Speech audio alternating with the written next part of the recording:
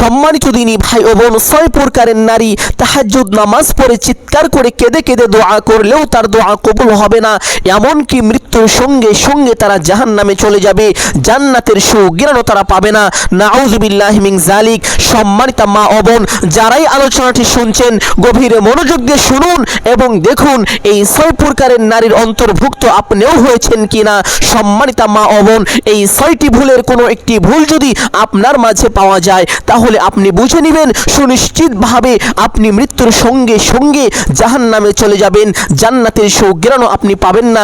নাউযুবিল্লাহি মিন যালিক। আপনি দুনিয়াতে যতই দোয়া করেন আপনার কোনো দোয়া কাজে আসবে না, আপনার কোনো দোয়া আল্লাহ পাক রব্বুল আলামিন কবুল করবেন না, আল্লাহ পাক রব্বুল আলামিনের কাছে আপনার কোনো কথাই গ্রহণযোগ্য হবে না।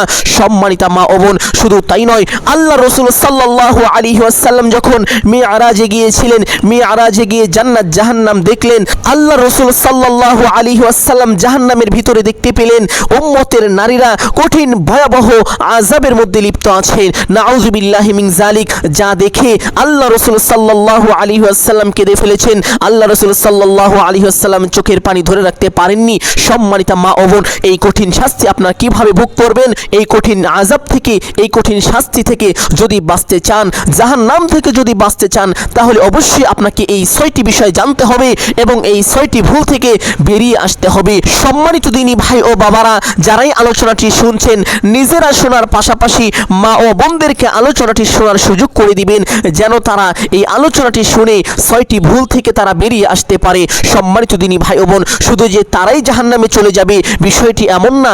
আপনি যদি তাদেরকে সচেতন না করেন, তাদেরকে এই 6টি ভুল থেকে বাধা প্রদান না করেন, তাহলে তার জন্য আপনাকেও তারা জাহান্নামে নিয়ে চলে যাবে। নাউযুবিল্লাহি মিন যালিক। শুধু যে জাহান্নামে যাবে বিষয়টি এমন না, তারা দুনিয়াতেই আপনার সংসারকে জাহান্নাম বানিয়ে ফেলবে, ওই সংসারে কোনো শান্তি থাকবে না। এই 6 প্রকারের নারী যেই সংসারে থাকবে ওই সংসারে সবসময় আযাব গজব হয়ে থাকবে। এই 6 প্রকারের নারী যেই সংসারে থাকবে ওই সংসারে কোনো উন্নতি হবে না।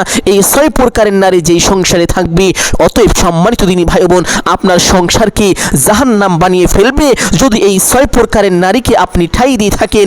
অতএব সম্মানিত দিনী ভাই বোন, আপনার সংসারে শান্তি আনতে চাইলেও, দুনিয়ায় ভালো থাকতে চাইলেও এই 6টি কাজ থেকে আপনার পরিবারের সকল নারীদেরকে বাধা দিতে হবে, তাদেরকে শাসন করতে হবে। সম্মানিত দিনী ভাই ও বোন, হযরত আলী রাদিয়াল্লাহু তাআলা আনহু এবং হযরত ফাতেমাতুজ জোহরা রাদিয়াল্লাহু তাআলা আনহা, তারা উভয়ে রাসূল সাল্লাল্লাহু আলাইহি ওয়াসাল্লামের নিকট গিয়েছিলেন। উদ্দেশ্য ছিল রাসূল সাল্লাল্লাহু আলাইহি ওয়াসাল্লামের সাথে তাদের সাক্ষাৎ করা, কিন্তু তারা দেখতে পেলেন রাসূল সাল্লাল্লাহু আলাইহি ওয়াসাল্লাম ক্রন্দনরত অবস্থায় আছেন। এই বিষয় দেখে তারা আল্লাহ রাসূল সাল্লাল্লাহু আলাইহি ওয়াসাল্লামের কাছে জানতে চাইলে আল্লাহ রাসূল সাল্লাল্লাহু আলাইহি ওয়াসাল্লাম বললেন, আমি যখন মিরাজে গিয়েছিলাম, আমি যখন জাহান্নাম দেখলাম, জাহান্নামের ভিতরে উম্মতের নারীরা কঠিন ভয়াবহ আযাবের মধ্যে লিপ্ত আছে, যা দেখে আমি কান্না করছি। নাউযুবিল্লাহি মিন যালিক। সম্মানিত দিনী ভাই ও বোন, আল্লাহ রাসূল সাল্লাল্লাহু আলাইহি ওয়াসাল্লাম এমন ভয়ঙ্কর শাস্তির বর্ণনা দিয়েছেন যা শুনলে আপনি বেহুশ হয়ে যেতে পারেন, আপনার চোখ কপালে উঠে যেতে পারে। সম্মানিত দিনী ভাই ও বোন, আল্লাহ রাসূল সাল্লাল্লাহু আলাইহি ওয়াসাল্লাম প্রথম যে শাস্তির কথা বলেছেন, আল্লাহ রাসূল সাল্লাল্লাহু আলাইহি ওয়াসাল্লাম জাহান্নামের মধ্যে দেখতে পেলেন একজন মহিলাকে তার চুলগুলো উপরে বেঁধে তাকে ঝুলিয়ে রাখা হয়েছে এবং এইভাবে তাকে শাস্তি দেওয়া হচ্ছে। সম্মানিতা মা ও বোন, একটু ভাবেন তো, আপনার চুলগুলো যদি উপরে বেঁধে রাখা হয় এবং আপনাকে ঝুলিয়ে রাখা হয়, এই অবস্থায় যদি আপনাকে শাস্তি দেওয়া হয় আপনার কেমন লাগতে পারে? অবশ্যই আপনি মৃত্যুর যন্ত্রণায় ছটপট করতে থাকবেন, এছাড়া আপনার কোনো উপায় থাকবে না। সম্মানিত দিনী ভাই ও বাবারা, আপনি একটু ভাবেন তো, আপনার চোখের সামনে যদি আপনার প্রাণের স্ত্রীকে এমন শাস্তি দেওয়া হয় তাহলে আপনার কেমন লাগতে পারে? সম্মানিত দিনী ভাই ও বাবারা, আপনি একটু গভীর মনোযোগ দিয়ে একটু ভাবেন তো, এমন শাস্তি যদি আপনার স্বচক্ষে নিজের চোখের সামনে আপনার কোনো বোনকে দেওয়া হয়, এমন শাস্তি যদি আপনার মাকে দেওয়া হয়, তাহলে আপনার কেমন লাগবে? অবশ্যই আপনি মৃত্যুর যন্ত্রণায় ছটপট করতে থাকবেন, কিন্তু আপনার করণীয় কিছুই থাকবে না, আপনি তখন কিছুই করতে পারবেন না। অতএব সম্মানিত দিনী ভাই বোন, যদি কিছু করতে চান তাহলে এখনই আপনাকে করতে হবে। আলোচনাটি আপনার মা ও বোনদেরকে শোনার সুযোগ করে দিবেন, তারা যেন এই ভুল থেকে বেরিয়ে আসতে পারে। সম্মানিত দিনী ভাই ও বোন, আল্লাহ রাসূল সাল্লাল্লাহু আলাইহি ওয়াসাল্লাম বলেন যে তাদেরকে এই শাস্তি দেওয়ার কারণ হলো সে চলার পথে পরপুরুষ থেকে নিজের চুলকে ঢেকে রাখতো না, নগ্ন মাথায় পরপুরুষকে দেখানোর জন্য চুল ঝুলিয়ে ঘুরে বেড়াতো। আল্লাহ তাআলা আল্লাহ পবিত্র কোরআনে মহিলাদেরকে মাথা, ঘাড় ও বুক মোটা কাপড় দিয়ে ঢেকে রাখতে নির্দেশ দিয়েছেন। অথচ আজকে দেখা যায় আমাদের সমাজের মধ্যে অধিকাংশ নারীরা মাথার চুলগুলো বের করে রাস্তা দিয়ে চলাফেরা করে, অন্য পরপুরুষকে দেখিয়ে তারা চলাফেরা করে। নাউযুবিল্লাহি মিন যালিক। সম্মানিত দিনী ভাই বোন, আজ থেকে আপনার পরিবারের, আপনার বোন, আপনার স্ত্রী, আপনার মা, আপনার শাশুড়ি যারা এই চুল বের করে রাস্তা দিয়ে চলাফেরা করে, সকলকে আপনি বাধা দিবেন। আপনার সাধ্য অনুযায়ী আপনাকে বাধা প্রদান করতে হবে, নতুবা কাল কিয়ামতের ময়দানে আপনাকে সেই জাহান্নামীদের কাতারে শামিল করা হবে, আপনিও জাহান্নামে চলে যাবেন। নাউযুবিল্লাহি মিন যালিক। সম্মানিত দিনী ভাই বোন, আল্লাহ রাসূল সাল্লাল্লাহু আলাইহি ওয়াসাল্লাম দ্বিতীয় শাস্তির ব্যাপারে বলেন যে কিছু সংখ্যক মহিলার জিহ্বাগুলো উপরে বাঁধা এবং তার শরীরটা ঝোলানো। সম্মানিতা মা ও বোন, আপনি একটু ভাবেন তো, আপনার জিহ্বাটা যদি উপরে বেঁধে রাখা হয় এবং আপনাকে এইভাবে ঝুলিয়ে রাখা হয়, আপনি কত সময় থাকতে পারবেন? আপনি কত সময় সহ্য করতে পারবেন? আপনার কেমন লাগবে? হয়তো আপনি মৃত্যুর যন্ত্রণায় ছটফট করতে থাকবেন, কিন্তু সেখান থেকে আপনাকে বাঁচানোর কেউ থাকবে না, আপনাকে এইভাবে কঠিন আযাব ভোগ করতে হবে। সম্মানিত দিনী ভাই ও বাবারা, একটু ভাবেন তো, আপনার চোখের সামনে যদি আপনার কলিজার টুকরা মেয়েকে যদি এইভাবে শাস্তি দেওয়া হয়, আপনার কেমন লাগবে? সম্মানিত দিনী ভাই ও বাবারা, হয়তোবা আপনি মৃত্যুর যন্ত্রণায় ছটফট করতে থাকবেন, এছাড়া আপনার কোনো উপায় থাকবে না। সম্মানিত দিনী ভাই ও বোন, আপনার চোখের সামনে যদি আপনার মাকে এমন শাস্তি দেওয়া হয়, বা আপনার বোনকে এমন শাস্তি দেওয়া হয়, বা আপনার স্ত্রীকে এমন শাস্তি দেওয়া হয়, তখন আপনার কেমন লাগতে পারে? হয়তো আপনার কলিজা ফেটে চিৎকার করতে থাকবেন, কিন্তু তখন কোনো কাজে আসবে না। সম্মানিত দিনী ভাই ও বোন, তাদেরকে জাহান্নামের এই কঠিন ভয়াবহ আযাব থেকে বাঁচাতে চাইলে এখন থেকেই তাদেরকে এই সমস্ত অশ্লীল কাজ থেকে বিরত রাখুন, বাধা প্রদান করুন, নতুবা শুধু তারাই জাহান্নামে চলে যাবে। বিষয়টি এমন না আপনাকে সঙ্গে নিয়ে তারা জাহান্নামে চলে যাবে, আপনি তখন ছাড় পাবেন না, অবশ্যই তাদের সঙ্গে আপনাকেও জাহান্নামে যেতে হবে, শাস্তি ভোগ করতে হবে। নাউযুবিল্লাহি মিন যালিক। সম্মানিত দিনী ভাই ও বোন, এই শাস্তির কারণ রাসূল সাল্লাল্লাহু আলাইহি ওয়াসাল্লাম বলেছেন তাদের জিহ্বাকে উপরে বেঁধে তাদেরকে ঝুলিয়ে শাস্তি দেওয়া হচ্ছে। এর কারণ হলো তারা দুনিয়ায় মিথ্যা কথা বলতো, গীবত করত, চুগলখড়ি করত, একজনের কথা আরেকজনকে লাগাতো, তারা পরপুরুষের সঙ্গে কথা বলতো, জিনা করত, যেটাকে জবানের জিনা বলা হয়, এমন খারাপ কাজ করত, যার কারণে আল্লাহ পাক রব্বুল আলামিন তাদেরকে এইভাবে জিহ্বাকে উপরে বেঁধে তাদেরকে ঝুলিয়ে শাস্তি দিচ্ছেন। শুধু তাই নয়, তারা দুনিয়ায় এমন এমন কাজ করত, তাদের মুখের কথার দ্বারা মানুষ কষ্ট পেত। নাউযুবিল্লাহি মিন যালিক। সম্মানিত দিনী ভাই বোন, আল্লাহর নবী মুহাম্মদুর রাসূলুল্লাহ সাল্লাল্লাহু আলাইহি ওয়াসাল্লাম বলেন, মুসলমান হলো ওই ব্যক্তি যার হাত, মুখ এবং আচরণ থেকে অপর মুসলমান নিরাপদ থাকে। আপনি যদি বুঝতে পারেন আপনার কথার দ্বারা, আপনার হাতের দ্বারা, আপনার ব্যবহারের দ্বারা কোনো মুসলমান কষ্ট পেয়েছে, তাহলে বুঝে নেবেন আপনি মুসলমান হতে পারেননি। সম্মানিত দিনী ভাই বোন, পরিপূর্ণ মুমিন হওয়ার জন্য অবশ্যই এই হাদিসের আমল আপনাকে করতে হবে। আপনার হাতের হেফাজত করতে হবে, আপনার হাত দ্বারা যেন কোনো মুসলমান ভাই কষ্ট না পায়, আপনার কথা দ্বারা যেন কোনো মুসলমান ভাইকে আঘাত করা না হয়। সম্মানিত দিনী ভাই বোন, আপনি এমন ব্যবহার করবেন না যেই ব্যবহারের কারণে কোনো মুসলমান ভাই কষ্ট পায়। যদি এমন ব্যবহার করেন তাহলে আপনি পরিপূর্ণ মুসলমান হতে পারেননি। জান্নাত তো দূরের কথা, যদি মুসলমানই না হন তাহলে কিভাবে জান্নাত পাবেন? সম্মানিত দিনী ভাই ও বোন, আল্লাহ রাসূল সাল্লাল্লাহু আলাইহি ওয়াসাল্লাম 3 নাম্বার যে শাস্তির ব্যাপারে বলেছেন, আল্লাহ রাসূল সাল্লাল্লাহু আলাইহি ওয়াসাল্লাম কিছু সংখ্যক নারীকে দেখেছেন যাদের স্তন উপরে বেঁধে রাখা হয়েছে এবং এইভাবে ঝুলিয়ে তাদেরকে কঠিন শাস্তি দেওয়া হচ্ছে। নাউযুবিল্লাহি মিন যালিক। সম্মানিতা মা ও বোন, একটু ভাবেন তো, আপনার স্তনগুলো যদি উপরে বেঁধে আপনাকে এইভাবে ঝুলিয়ে রাখা হয় এবং এই অবস্থায় আপনাকে শাস্তি দেওয়া হয়, আপনার কেমন লাগবে? অবশ্যই আপনি মৃত্যুর যন্ত্রণায় ছটফট করবেন, কিন্তু তখন আপনাকে বাঁচাবার মতো আর কেউ থাকবে না। সম্মানিত দিনী ভাই ও বাবারা, একটু চিন্তা করে দেখুন তো, আপনার প্রাণপ্রিয় স্ত্রীর স্তনগুলো যদি উপরে বেঁধে আপনার স্ত্রীকে এইভাবে ঝুলিয়ে কঠিন শাস্তি দেওয়া হয়, আপনার কেমন লাগবে? অবশ্যই আপনি সহ্য করতে পারবেন না, আপনার কলিজাটা ফেটে যাবে, কিন্তু করণীয় তখন কিছুই থাকবে না, তখন আপনি কিছুই করতে পারবেন না। সম্মানিত দিনী ভাই ও বাবারা, একটু ভাবেন তো, আপনার চোখের সামনে যদি আপনার মাকে এমন শাস্তি দেওয়া হয়, আপনার বোনকে এমন শাস্তি দেওয়া হয়, আপনার কেমন লাগবে? অবশ্যই আপনি সহ্য করতে পারবেন না, মৃত্যুর যন্ত্রণায় আপনি ছটফট করতে থাকবেন। সম্মানিত দিনী ভাই ও বোন, তখন যদি সহ্য করতে না পারেন, এখন কিভাবে সহ্য করেন? এখন কেন আপনার মেয়েকে, আপনার স্ত্রীকে, আপনার মাকে, আপনার বোনকে এই সমস্ত ভুল থেকে বাঁচাতে পারেন না? এই সমস্ত ভুল থেকে তাদেরকে বাধা প্রদান করতে পারেন না? সম্মানিত দিনী ভাই ও বোন, শুধু তারাই যে জাহান্নামে চলে যাবে হবে এই ভুলগুলোর জন্য। বিষয়টি এমন না তাদের সাথে সাথে আপনাকেও জাহান্নামে যেতে হবে, জাহান্নামের কঠিন আযাব আপনাকেও ভোগ করতে হবে, কারণ আপনি দুনিয়ায় থাকতে তাদেরকে এই সমস্ত অশ্লীল কাজ থেকে বাধা প্রদান করেননি, তাদেরকে আপনি বাধা দেননি। আল্লাহ পাক রব্বুল আলামিন মুসলমানকে সৎ পথে চলতে বলেছেন এবং অসৎ পথে চলনেওয়ালা লোকদেরকে বাধা প্রদান করতে বলেছেন, অথচ আপনার পরিবারের মানুষগুলো এই সমস্ত ভুল করছে আর আপনি বাধা প্রদান করছেন না। আল্লাহ পাক রব্বুল আলামিন অবশ্যই এই ভুলগুলোর জন্য আপনাকেও জাহান্নামে দিবেন। নাউযুবিল্লাহ মিন যালিক। সম্মানিত দিনী ভাই বোন, আপনি যদি বাঁচতে চান, আপনার পরিবারকে যদি বাঁচাতে চান, তাহলে অবশ্যই দুনিয়ায় এই সমস্ত কাজগুলো আপনার পরিবারের মানুষকে অন্তত করতে দিবেন না। সম্মানিত দিনী ভাই বোন, 4 নাম্বার শাস্তির ব্যাপারে আল্লাহ রাসূল সাল্লাল্লাহু আলাইহি ওয়াসাল্লাম বলেন, নারী শাস্তির চতুর্থ কারণ হচ্ছে বাত্তা অনিহা। এ সম্পর্কে মহানবী হযরত মুহাম্মদুর রাসূলুল্লাহ সাল্লাল্লাহু আলাইহি ওয়াসাল্লাম ইরশাদ করেন, জাহান্নামী শিও পদযুগল বক্ষে এবং হস্তদ্বয় কপালে স্থাপিত অবস্থায় সাজাপ্রাপ্তা মহিলারা দুনিয়ায় ফরজ গোসল এবং ঋতুমতী হওয়ার পরবর্তী পবিত্রতা অর্জনে উদাসীন ছিল। নামাজ যথারীতি পালন করা তো দূরের কথা, বরং নামাজ বা অন্যান্য ইবাদত নিয়ে উপহাস করত।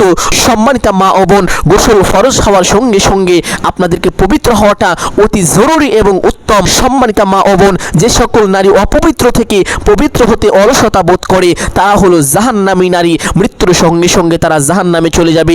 আল্লাহর কাছে চিৎকার করে কেঁদে কেঁদে দোয়া করলেও তাদের দোয়া কবুল হবে না।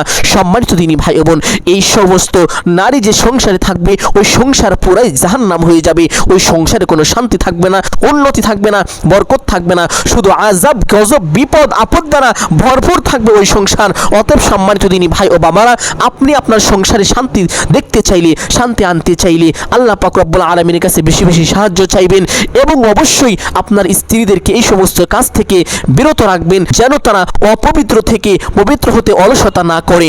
সম্মানিত দিনী ভাই বোন, 5 নম্বরে আল্লাহ রাসূল সাল্লাল্লাহু আলাইহি ওয়াসাল্লাম বলেন, পরনিন্দা ও মিথ্যা হচ্ছে নারী শাস্তির পঞ্চম কারণ। মুখাকৃত শূকর এবং শরীরের বাকি অংশ গাধার ন্যায় রূপান্তরিত আর অসংখ্য সাপ বিচ্ছু বেষ্টিত অবস্থায় শাস্তি ভোগকারিণী মহিলার কারণ বর্ণনা করতে গিয়ে রাসূল সাল্লাল্লাহু আলাইহি ওয়াসাল্লাম বলেন, এ মহিলা পরনিন্দা ও মিথ্যা বলতে অভ্যস্ত ছিল। পরনিন্দা ও মিথ্যা বলা মহাপাপ। পবিত্র কোরআনে পরনিন্দাকে মৃত ভাইয়ের গোশত খাওয়ার সাথে তুলনা করা হয়েছে। নাউযুবিল্লাহি মিন যালিক। অতএব সকলকে পরনিন্দা ও মিথ্যা চগলখড়ি থেকে বাঁচা আবশ্যকীয়। সম্মানিত দিনী ভাই বোন, হাদিসের মধ্যে এসেছে গীবত করা, একজন আরেকজনের পরনিন্দা করা এবং আপন মৃত্যু ভাইয়ের গোশত খাওয়ার সমতুল্য। নাউযুবিল্লাহি মিন যালিক। আপনি কি পারবেন আপনার মৃত ভাইয়ের গোশত খেতে? অবশ্যই পারবেন না। তাহলে আপনি কেন পরনিন্দা করেন, গীবত করেন? অবশ্যই এই কাজ থেকে আপনাকে বেরিয়ে আসতে হবে। সম্মানিতা মা ও বোন, আমি ভালো করে আপনাদের ব্যাপারে জানি। একসাথে 2 জন মহিলা বসলে আপনারা সেখানে তৃতীয় আরেকজন মহিলার কথা উঠে ফেলেন, তার নামে দুর্নাম করেন, বদনাম করেন, পরনিন্দা করেন। সম্মানিতা মা ও বোনেরা, এই সমস্ত কাজ থেকে আপনাদেরকে বেরিয়ে আসতে হবে, নতুবা কাল কিয়ামতের ময়দানে কঠিন ভয়াবহ আযাব আপনাকে ভোগ করতে হবে। সম্মানিত দিনী ভাই ও বাবারা, আপনাদের উচিত হলো এই সমস্ত কথাগুলো তাদের মাঝে শেয়ার করে দেওয়া, মা ও বোনদেরকে জানিয়ে দেওয়া, নতুবা আপনাকেও এই শাস্তি ভোগ করতে হবে। সম্মানিত দিনী ভাই ও বোন, আল্লাহ রাসূল সাল্লাল্লাহু আলাইহি ওয়াসাল্লাম 6 নম্বরে যে শাস্তির কথা বলেছেন, হিংসা ও খোঁটা দেওয়া। রাসূল সাল্লাল্লাহু আলাইহি ওয়াসাল্লাম জাহান্নামের যে মহিলাকে মুখচ্ছবি কুকুর আকৃতির ও তার মুখে আগুন ঢুকে মলদার দিয়ে বের হতে দেখেছেন, সে ছিল হিংসুক ও খোঁটা পরনিন্দাকারী। সম্মানিত দিনী ভাই বোন, শ্রদ্ধেয় মা ও বাবারা, শুনুন ভালো করে। আল্লাহ রাসূল সাল্লাল্লাহু আলাইহি ওয়াসাল্লাম জাহান্নামের ভিতরে এমন শাস্তি দিতে দেখলেন কিছু সংখ্যক মহিলাকে, যাদের চেহারার আকৃতি হলো কুকুরের মতো তাদেরকে বানিয়ে দেওয়া হয়েছে এবং তাদের মুখের ভিতর দিয়ে আগুন দেওয়া হয়েছে, আগুন ঢুকিয়ে দেওয়া হয়েছে, আর সেই আগুনগুলো তাদের পায়খানার রাস্তা দিয়ে বের করা হচ্ছে। নাউযুবিল্লাহি মিন যালিক। আর তারা হলো হিংসুক, যারা মানুষের সাথে হিংসা করে, পরনিন্দা করে, তাদেরকে আল্লাহ পাক রব্বুল আলামিন এই কঠিন শাস্তি দিবেন। অতএব সম্মানিতা মা ও বোন, যদি আপনি কঠিন শাস্তি থেকে বাঁচতে চান, জাহান্নাম থেকে বাঁচতে চান, আযাব থেকে বাঁচতে চান, অবশ্যই এই সমস্ত কাজ থেকে আপনাকে বিরত থাকতে হবে।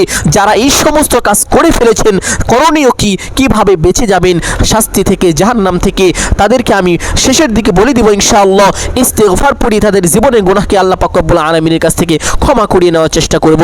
সম্মানিত দিনী ভাই বোন, সকলেই গভীর মনোযোগ দিয়ে শুনুন কিভাবে আল্লাহ পাক রব্বুল আলামিনের কাছে ক্ষমা চাইলে আল্লাহ পাক রব্বুল আলামিন বলেন। তার পূর্বে আপনাদেরকে ছোট্ট একটা হাদিস শোনাতে চাই। সম্মানিত দিনী ভাই বোন, আবু সাঈদ খুদরি রাদিয়াল্লাহু তাআলা আনহু থেকে বর্ণিত, একবার ঈদুল আযহা বা ঈদুল ফিতরের নামাজ আদায়ের জন্য রাসূলুল্লাহ সাল্লাল্লাহু আলাইহি ওয়াসাল্লাম ঈদগাহের দিকে যাচ্ছিলেন। তিনি মহিলাদের পাশ দিয়ে যাওয়ার সময় বললেন, হে মহিলা সমাজ, তোমরা সাদকা করতে থাকো, কারণ আমি দেখেছি জাহান্নামের অধিবাসীদের মধ্যে তোমরাই অধিক। নাউযুবিল্লাহি মিন যালিক। তারা আরজ করলেন, কি কারণে ইয়া রাসূলুল্লাহ সাল্লাল্লাহু আলাইহি সাল্লাম? রাসূলুল্লাহ সাল্লাল্লাহু আলাইহি সাল্লাম বললেন, তোমরা অধিক পরিমাণে অভিশাপ দিয়ে থাকো আর স্বামীর নাশকরি করে থাকো। বুদ্ধি ও দিনের ব্যাপারে ত্রুটি থাকা সত্ত্বেও একজন সদা সতর্ক ব্যক্তির বুদ্ধি হরণে তোমাদের চাইতে পারদর্শী আমি আর কাউকে দেখিনি। তারা বললেন, ইয়া রাসূলুল্লাহ সাল্লাল্লাহু আলাইহি ওয়াসাল্লাম, আমাদের দিন ও বুদ্ধির ত্রুটি কোথায়? রাসূলুল্লাহ সাল্লাল্লাহু আলাইহি ওয়াসাল্লাম বললেন, একজন মহিলার সাক্ষ্য কি একজন পুরুষের সাক্ষ্যের অর্ধেক নয়? তারা উত্তর দিলেন, হ্যাঁ।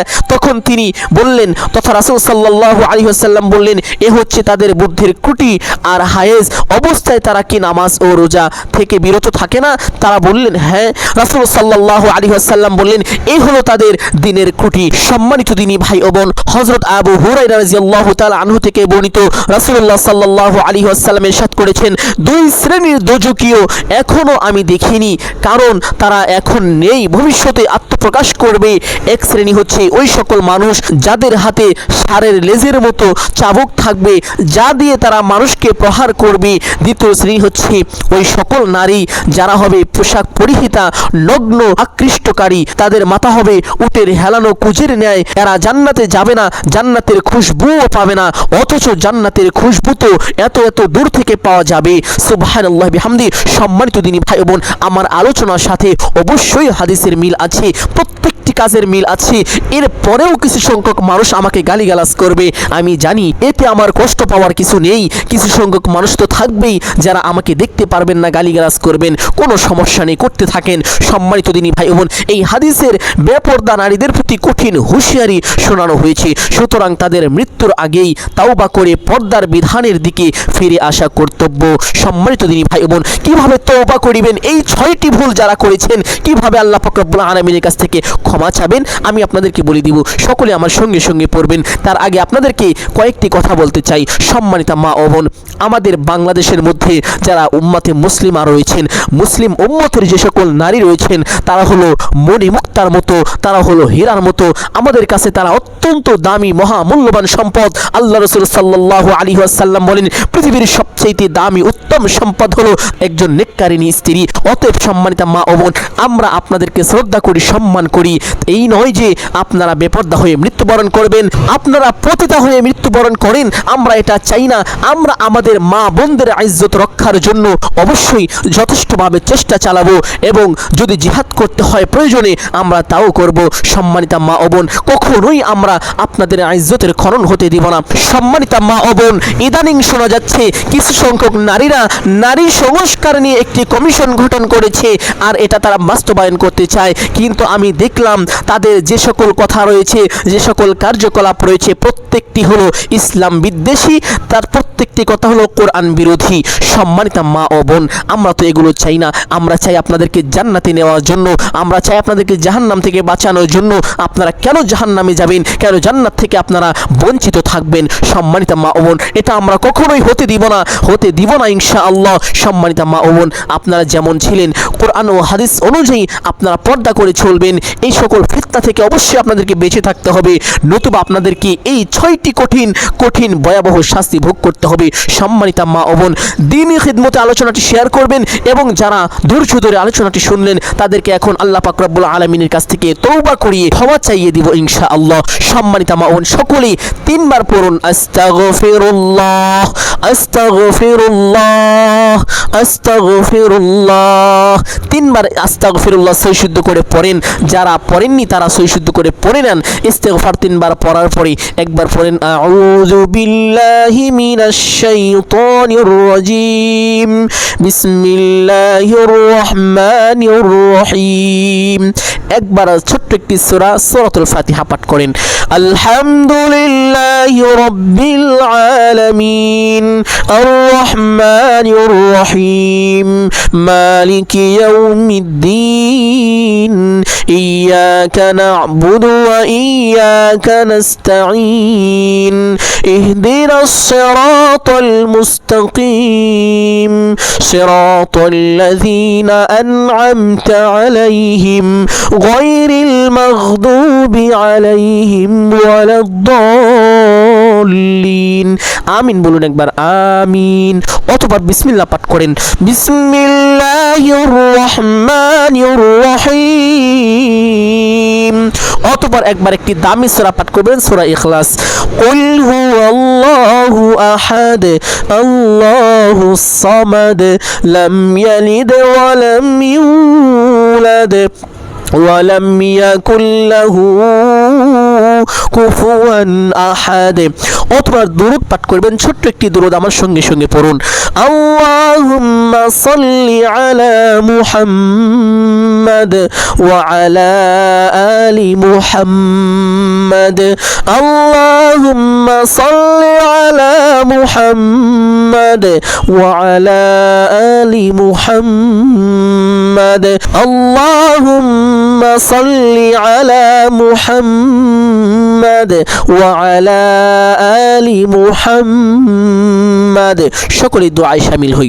আলহামদুলিল্লাহি রাব্বিল আলামিন ওয়াসসালাতু ওয়াসসালামু আলা সাইয়্যিদিল আমবিয়াই ওয়াল মুরসালিন।